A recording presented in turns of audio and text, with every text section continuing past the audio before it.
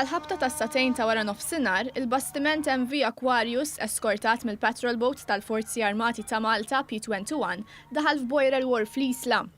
Abbord l-MV Aquarius kien hemm 141 immigrant. 97 immigrant kienu rġiel u 44 kienu mara.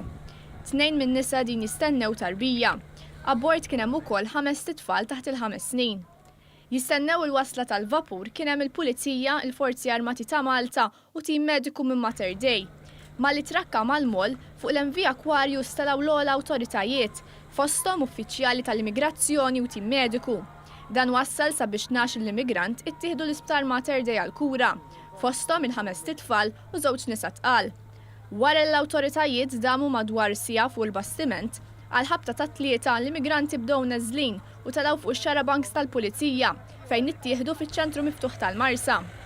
Is-Segretarju Permanenti Joseph Caruana qal li mill-ewwel investigazzjonijiet jirriżulta li l-immigranti huma mill-Bangladesh, Kamerun, Ghana, Kosta tal-Lavorju, Niġerja, Senegal, Togo, Eġittu, Eritrea, Marokku, Somalia.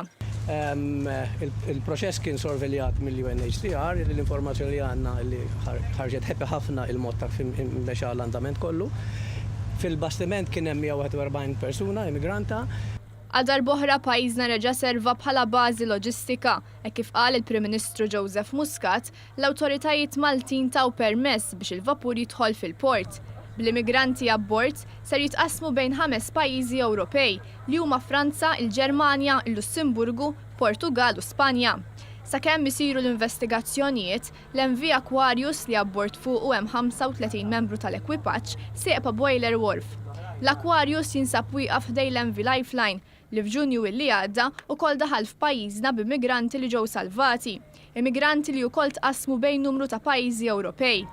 Intant l-ekwipaġġ tal-MV Lifeline taqgħu il-mużika u għamlu briju sħiħ mal-MV Aquarius daħal f'pajjiżna. Id-Dipartiment tal-Protezzjoni Ċivili, Transport Malta u l-awtoritajiet tal-port assistew f'din l-operazzjoni.